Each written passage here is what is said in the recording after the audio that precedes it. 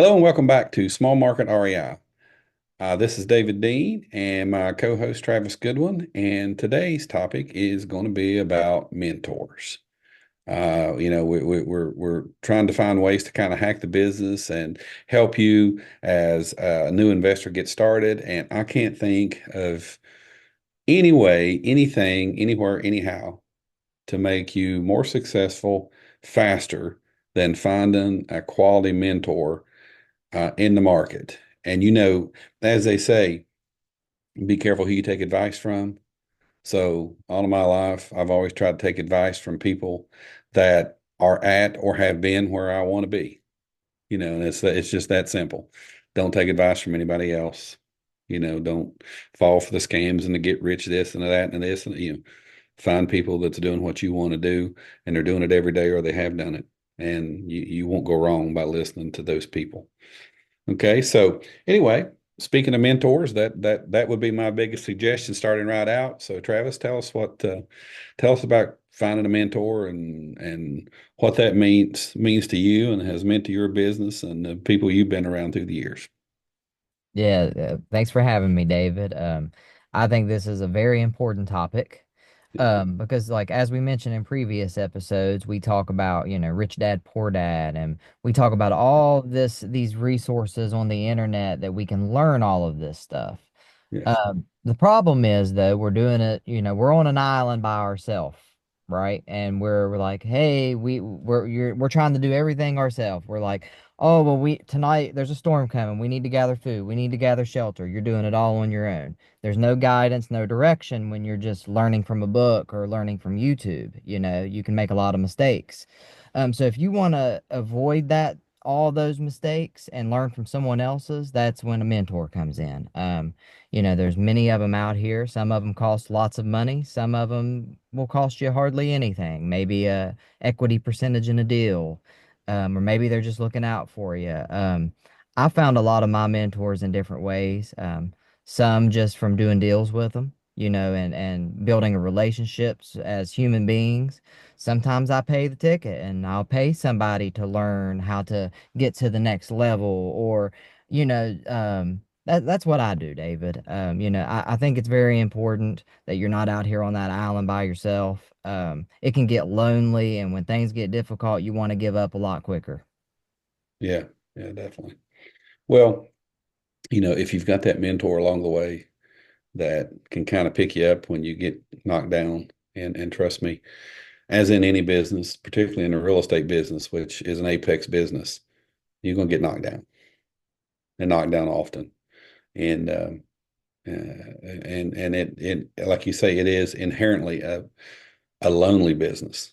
There's not a lot of people doing it, so there's not a lot of people to lean on. So if you can network with a few of your local people that you've seen do the business or have been around the business, and you can kind of get yourself hooked up with them and start kind of doing some deals with them and start learning and adding some value for them.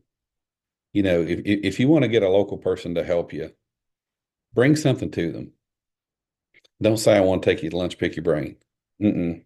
You'll never get me out because that's kind of not the right way. I don't like that.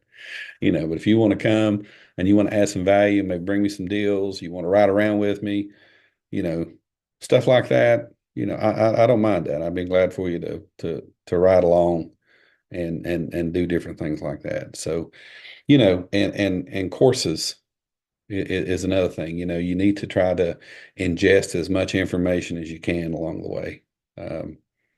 In my journey in learning this business, I was just a machine, and back in those days, I started in 99. So, as I date myself to a lot of younger people out here, I mean, we didn't have the internet, you know, we had to learn the hard way, by getting, punched in the face and knocked down and back up and, figure it out. And, and it was really difficult. And so, there wasn't a lot of stuff out there. And then the internet kind of came along. And you know, us digital immigrants got involved with the internet and started to learn. And we started to find a community out there. And like I mentioned in a video earlier, it was called CRE Online, CRE Online. They're still out there. And that was the first aha moment, other than Rich Dad Poor Dad. That was one of those big moments where I'm like, oh my gosh, there's courses I can learn how to do these things. And so that that was kind of my start in this thing. And uh, the first thing when when you get involved in this stuff and you learn a little bit, well, the first thing you got to do is you got to have some forms, right? You got to have some forms to do the business. You want to talk about a lease option or a purchase agreement or whatever type of deal you're trying to structure. Well, you need forms. So, back in the day, you could order and on Cree Online, this is, I don't know if you can see it or not. It's a guy named Bill Bronchick, Legal Whiz, and this was my forms, and that's what I used and have used them up until this day. Some of these forms, and I know a lot of you are laughing because it's on CD, but that's how I got my forms to get going. Is I paid the ticket and got the forms, and then I learned about how to market the probates with this is a CD, and I learned about it, and it came with a booklet. And then, oh, here's another one. I found some of these in an old filing cabinet. I thought they'd be. This is another one. This is Legal Wiz lease options.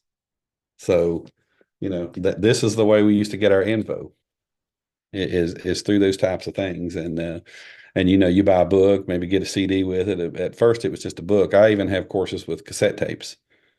And Travis said, well, as long as they're not 8 tracks, we're good. But I mean, I don't go back that far, but they were cassette tapes, and then they were CDs, and so that's how you get that knowledge, and you get going, and you start to have questions. When you read all this stuff, you have questions, and that's where the mentor comes in. And find somebody in your local market to help you, and ask them these questions. And they say, no, you can't do that here. That's not something that really works here, and that helps a bunch. So nowadays, you got YouTube. You can find just about any information that you want uh, at any time.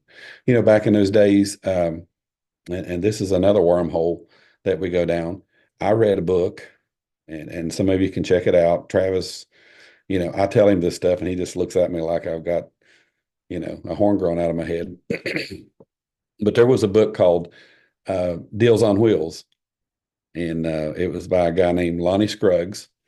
I think he was from the Virginia area, and he wrote this book about financing mobile homes. And it was another one of those, oh my gosh, I can finance deals, you know? And I bought this book, his little paperback book, and I must have read it 50 times, and I don't think he's with us anymore.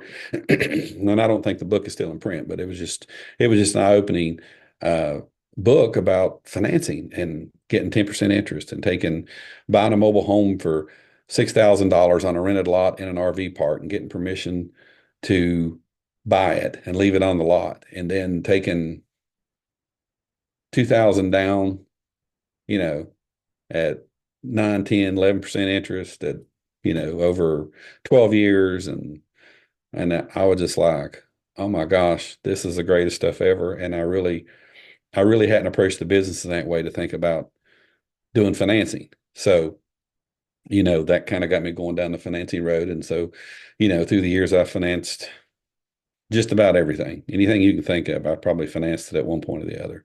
And I owe that to a little simple paperback book by Lonnie Scruggs talking about deals on wheels.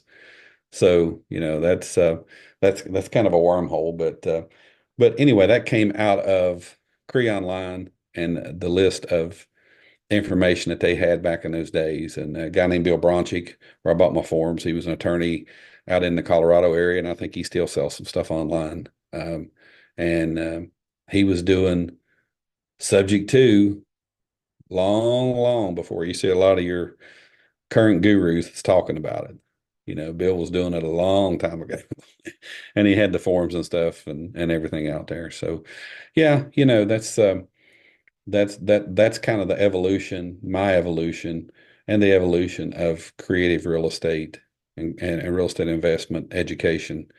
as it's began to grow online and turn into online seminars and YouTube videos and all the things that we see today. So that's kind of where it started for me and kind of where it's at today. And so now there's podcasts, there's everything in the world to get the info that you need. So, really, if you're a new investor starting out, there's really um, no reason why you shouldn't have all the information that you need. You just got to go look for it. So, that's kind of what I have to say on that, Travis. Give me your closing remarks on my creative real estate education wormhole I just went down. Yeah, man, it's just amazing to me watching how things advance so quickly, and how in the next 10 years, who knows, it'll be at our fingertips. I mean, it's already so much information. There's already so much information out here for people watching. And Mhm. that is why it is important to, find a mentor because, when you have if there's many ways to do this business. That's the thing. There's many ways to do it, and there's many different people doing it many different ways. So one guy that you watch might tell you to do it one way, one book will tell you to do it the other way, and then you're just confused.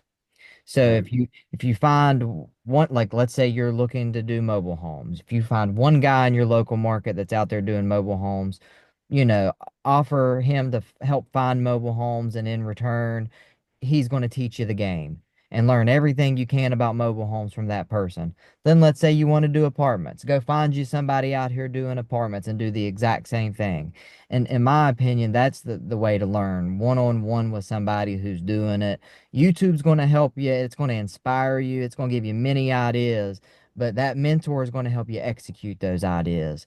And like, working with David, he's got, over 30 years of experience. So if I bring him a deal and he might have an experience with a similar deal and he could tell me the pitfalls of that deal or what could go right, what could go wrong. And without David, I might not know any of those things and I'm going to have to learn on my own and it can hurt learning that way. So yeah, if you can't find somebody like, locally flipping houses or doing whatever you want to do, look for a meetup.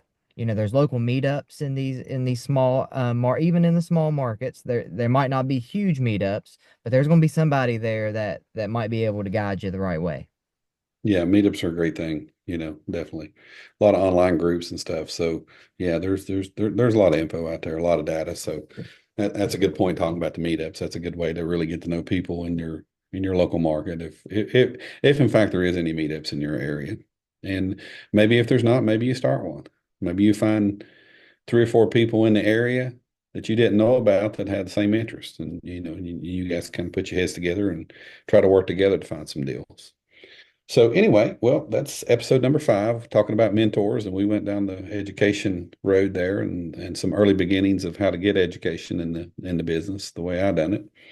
So if you got any value out of this at all, please try to share this for us. We're trying to grow, we're trying to grow our audience and grow our community, small market investors across the country, and always on our social media at Small Market REI. Like, follow, subscribe. Thank you for watching.